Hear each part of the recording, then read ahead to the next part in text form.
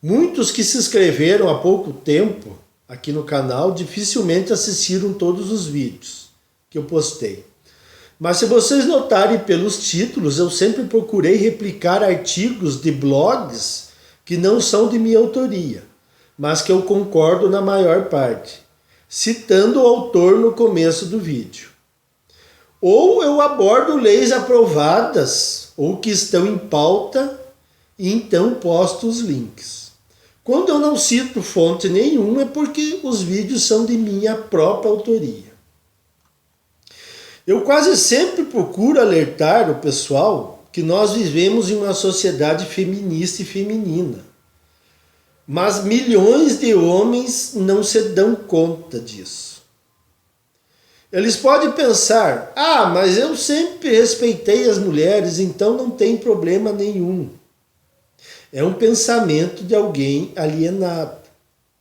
E eu até entendo que muitos não aceitem o que eu digo.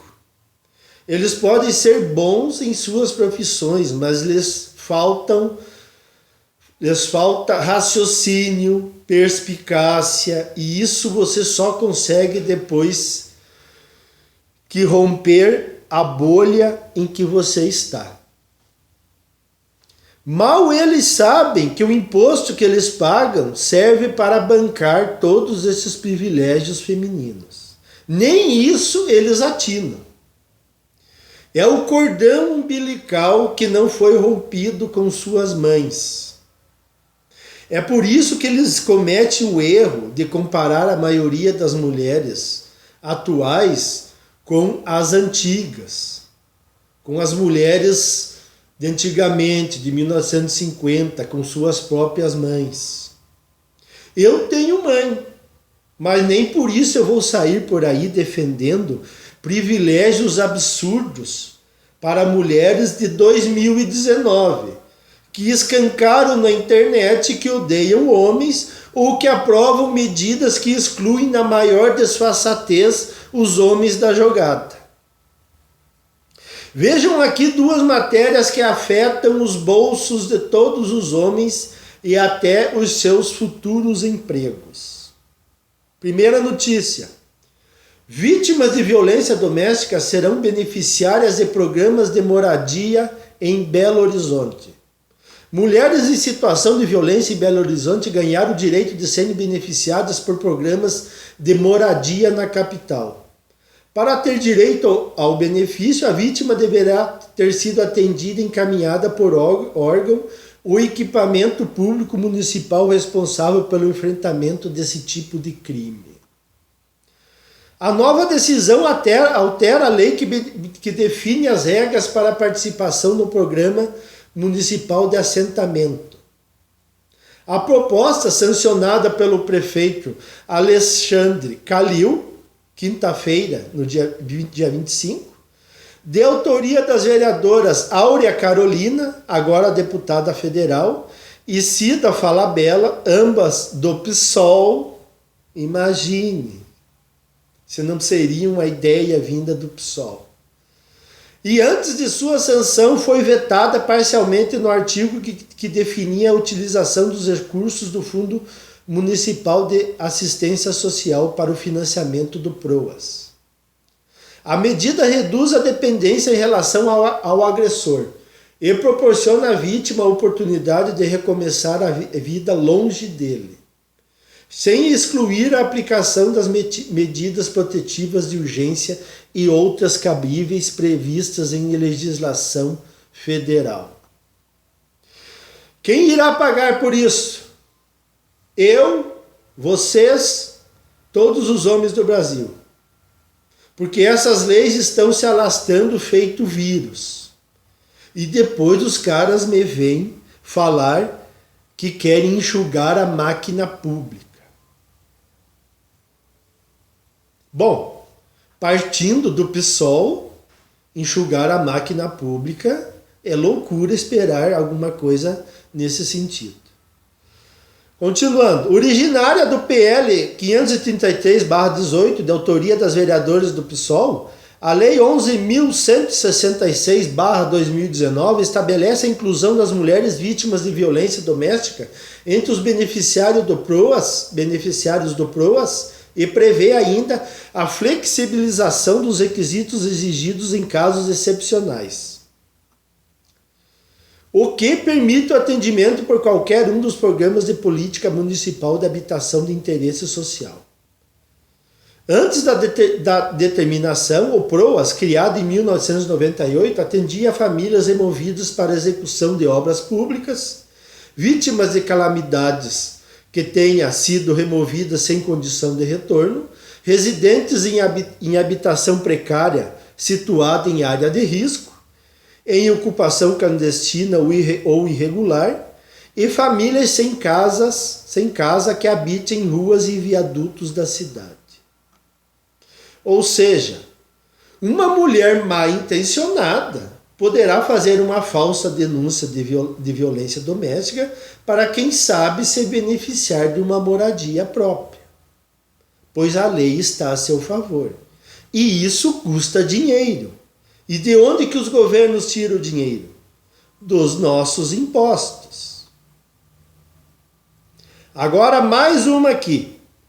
Câmara aprova regra para vetar condenados por violência doméstica.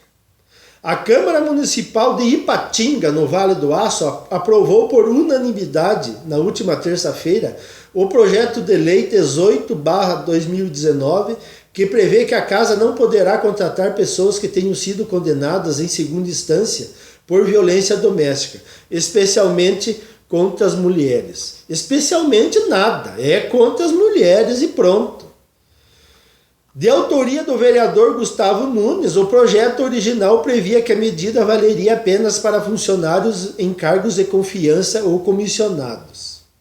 Apesar disso, durante a tramitação, a vereadora Cassinha Carvalho, do PSB, propôs por meio de emenda ao texto que a medida também valesse para os servidores efetivos, ou seja, aqueles aprovados em concurso público. Foi o que eu falei esses tempos. Começou nos cargos comissionados municipais, agora já passou para aprovados em concursos e logo isso estará valendo em todo o Brasil para qualquer tipo de concurso público. Continuando. Há um aumento expressivo de crimes contra a mulher e a Casa Legislativa deve combater a nomeação de condenados contra esse tipo de crime. O servidor público deve ser probo, honesto e não ter esses antecedentes criminais. Assim, essa lei vem dar o bom exemplo, defendeu Nunes.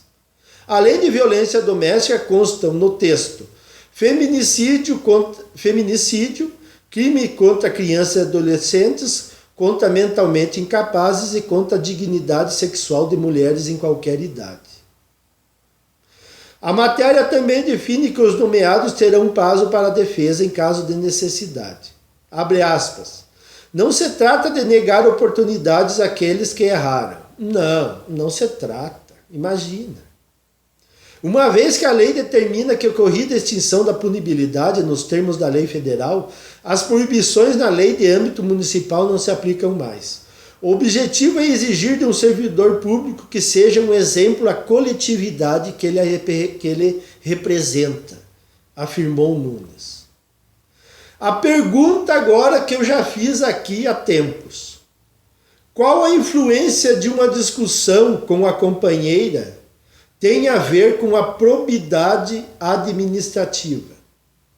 Cadê o nexo causal entre uma coisa e outra? E lembre-se do vídeo do advogado.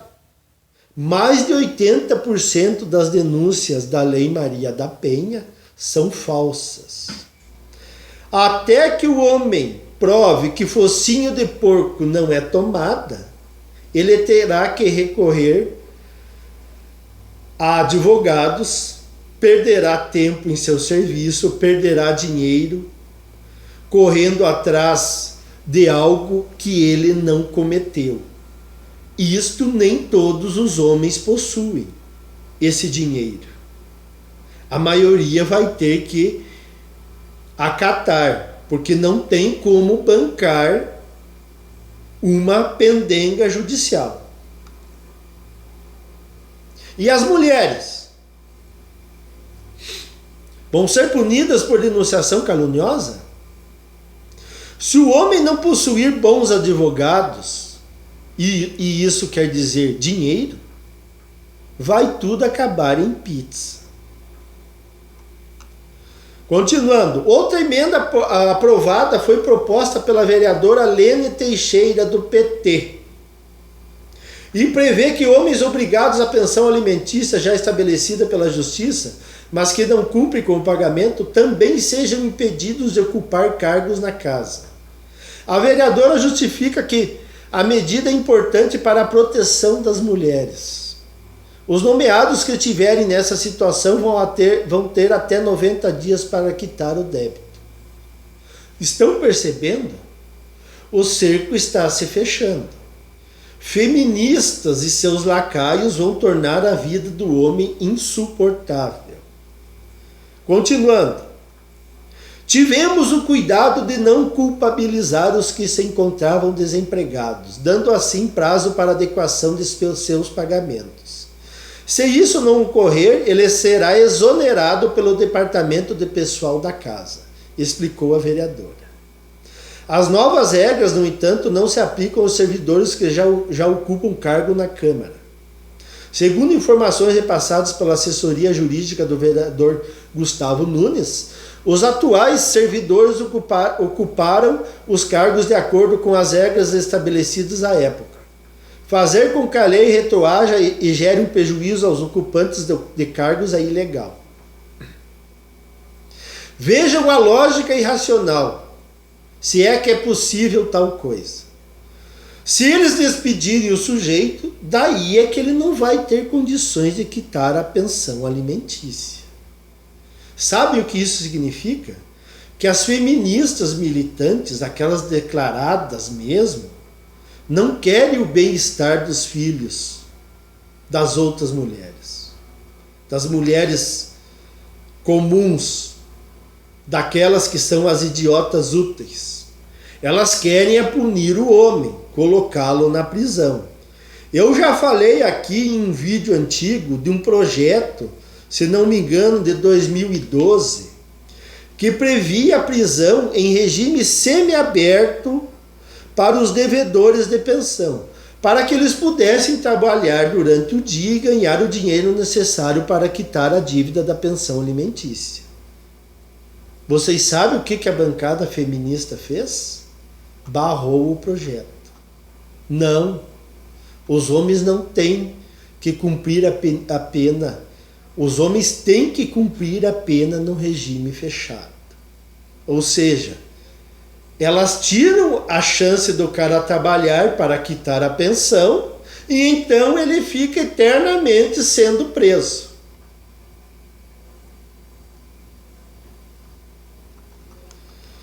Continuando, um projeto semelhante ao aprovado em Patinga tramita na Assembleia Legislativa de Minas Gerais. Como mostrou a parte no mês passado, a deputada delegada Sheila, do PSL, apresentou o PL 537/2019, que tem o objetivo de proibir que pessoas condenadas pela Lei Maria da Penha possam ser nomeadas para cargos comissionados em Minas Gerais.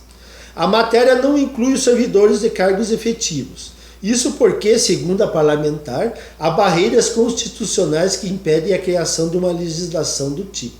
Quer dizer, se não houvessem leis anteriores, ela faria tal lei. Ela proporia a tal lei. É só porque ela não consegue. Por isso, ela deixou de lado. Mas apesar disso, delegada Sheila destacou que há mecanismo na lei processual que garantam que o servidor efetivo seja desligado em caso da prática de crimes de qualquer tipo. Em fevereiro, a deputada também apresentou o PL 99/2019, que propõe o ensino de noções básicas sobre a Lei Maria da Penha nas escolas da rede pública do Estado. É isso aí. Elas se elegem para legislar em causa própria. Os homens para elas servem apenas como carteiras ambulantes. Então o meu recado para os jovens, principalmente, mas vale para todos, não importando a idade, que a única alternativa, por enquanto, é nos abstermos de relacionamentos sérios. Não adianta bancar os teimosos, porque as leis estão aí. As leis não são espirituais. Você pode até ser um homem religioso. Para mim não tem problema nenhum. Só que a Bíblia não os salvará dessas leis. E as mulheres podem decidir a qualquer momento usá-las. Ou seja, o marido está à mercê de sua esposa. Ora, se até irmãos, parentes de sangue, entram na porrada por herança, quem garante que tua esposa não usará dessas leis, se nem parente tua ela não é? Tem homens que pararam no tempo. Eles acham que estão vivendo em 1950. Eles não romperam o cordão umbilical com suas mãezinhas. Nós precisamos nos adaptar. Quem não desenvolver estratégias de sobrevivência irá sucumbir. E mesmo assim, pagaremos do nosso bolso todas essas medidas aprovadas a rodo em favor apenas das mulheres. E para terminar aqui, eu terminei de ler o livro do Jordan Peterson, 12 Regras para a Vida. Achei um livro fraquíssimo. Eu esperava muito mais. Eu esperava mais contundência, mais combatividade. Mas mais parece um livro de autoajuda. Realmente foi decepcionante esse livro do Jordan Peterson. Não sei por que toda essa badalação. Para nós, homens que estamos começando a ficar antenados nessas leis feministas, de nada servirá. Apenas para quem gosta de ler algum tipo de cultura, sei lá, mas efetivamente não serve para nada. Era isso aí, pessoal. Até mais.